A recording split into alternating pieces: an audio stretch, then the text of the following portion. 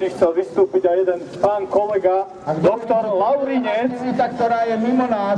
Vypočujte si príhovor doktora Laurinca, ktorý by vám tiež k tejto téme, kvôli čomu ste tu dnes chcel niečo povedať. Zdravím vás, som bývalý kolega a som hrdý aj na žiakov, ktorí s nami ťahajú s učiteľmi. Som rád, že nestojí učiteľ proti žiakovi, žiak proti učiteľovi. Predsa sme pochopili, že sme zajedno.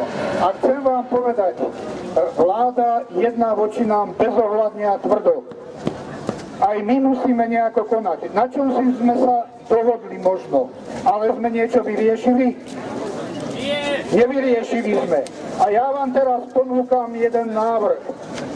My sme v iniciatíve Slobodný občan aj ostatné. Sme za vás učiteľov, ale chcem, aby ste vy neboli samostatní, pretože tam pošleme týchto mladých ľudí do spoločnosti, kde musíte mať protekcie, do spoločnosti rozkradnutej, kde nie je nič. Čo čakáme od tejto vlády? Na prvý pohľad plnia plány, na druhý pohľad nemajú peniaze. Kde sú počiatkové mosty, ktoré nás zabíjajú? A preto sa pýtam vás, 19. januára bude iniciatíva. Príďte sa spoločne s nami podporiť. Je to o vstup do verejnoprávnych médií.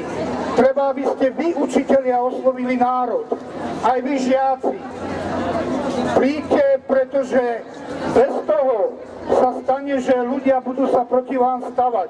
Stretol som sa s tým, učitelia, však majú 2 mesiace prázdnin, ale vašu drinu, to, čo robíte po nociach, to, čo sa snažíte, to nikto nevidí. To, že vy, mladí ľudia, skončíte a kam pôjdete? Utekať na západ? Alebo za niečím iným? Pred vami stojí priama demokracia. To my chceme. Nie vymeniť len Fica. My chceme zmenu politického systému, kde bude občan na prvom mieste. Vy budete rozhodovať o tom, čo budete mať, aké peniaze, o tom, aké povinnosti a práva. Je to na vás. Dokážete, aby ste vy rozhodovali o sebe? Ja si myslím, že áno. V mladých ľuďoch je to. Je tá priebojnosť, odvaha, schopnosť. Prednedávno mi jeden povedal, prečo otvárame nové fabriky? Dajme mladým ľuďom šancu vytvoriť napríklad nové autá. Slováci sú schopní. Máte dosť rozumu na to, aby ste vytvorili počítače, umenie, kultúru, ale nedovolia vám. Nedovolia, lebo je to vykúpené tými, čo sú hore. Tí chcú vlastniť všetko. Pár ľudí vlastní bohatstvo národa. Pár ľudí vlastní obrovské majetky, ktoré rozkradli. Vy čakáte, že vám niečo dá? Keď vám zvýšia o pár percent, zoberú vám to vino. Tu konečne musí prísť občan. A pokiaľ bude nás len 100-200, budú nás byť, mlátiť, budú nás zatvárať a odsúvať bokom. Nedovolia, ale keď nás budú tisícky a vojdeme do médií, tam si povedzme to, čo potrebujeme, to, čo chceme. Učitelia, schopte sa, je to vo vás. A mladí ľudia, je vo vás nekompromisnosť, tvrdosť a rozumnosť. Spojme to a poďme za to. 19. januára tu na námestí alebo v Bratislave bude blokáda verejnoprávnych médií. Minule sme to spravili, ako sa nám odďačili. Zatvárali, zbili ľudí len za to, že išli po chodníku. Jednoducho táto vláda nedovolí vám. A keď vám dá pár percent, neverte tomu. To sú z nakradnutých, tu sú peniaze na cyperské firmy, idú a všelikde inde. Z tých by vás zaplatili, ale to oni nemajú záujem.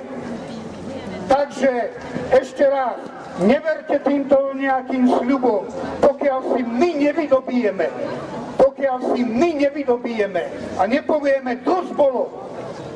A odteraz bude občan v centre pozornosti. Mladým ľuďom dajte šancu zamestnať sa a dobre platenú, nie otrokárskú prácu, dobre platenú podľa svojich možností. A učiteľom dajte dobré podmienky na to, aby mohli vás vychovávať. A pokiaľ to občan nepovie, nečakajme na percentá ani na nič. Je to klamstvo. Zavádzajú vás a dostanete len trochu. Učiteľ si zaslúži niečo. Ja som bol učiteľom a môžem povedať, že som sa trochu hanbil za to, že som učiteľom, lebo sme boli novodobí otroci. Konečne teraz ste sa zobudili a povedali ste. A vidíte, keď ste začali tlačiť, odrazu už sa našli peniaze. Odrazu sa nachádzajú peniaze. A keď budete viac tlačiť, nájdú sa viac. Ale tu netreba. Tu treba priamu demokraciu. Priamu demokraciu, kde budeme my, občania, my budeme rozhodovať o tom, čo bude. A nie vláda si bude rozhodovať o svojich peniazoch, o všetkom ostatnom. Dosť bolo toho a dúfam, že prídete 19. januára, podporíme sa. My pôjdeme podporiť vás, vy chodte podporiť nás a žiadajme dostup verejnoprávnych médií, verejnoprávnych, to ste vy, verejnosť. A oni nám to nechcú dovoliť, lebo sa boja, že sa dozviedia ľudia pravdu o tých miliónoch, miliardách rozkradnutých, o rôznych problémoch. Takže držme sa. Prajem vám všetko najlepšie a som na vás hrdý, že ste sem prišli a ste ochotní to dať najavo celej verejnosti aj všetkým ostatným. Som hrdý na žiakov, že sa postavili za učiteľov. Zaslúžite si môj obdiv. Patrí to vám. A učitelia takisto. Buďte hrdí na seba a nedajte sa kupovať za pár percent. To je ako trh s prostitútkami. Buďte za to, aby ste vy boli čímsi, kýmsi. Ďakujem.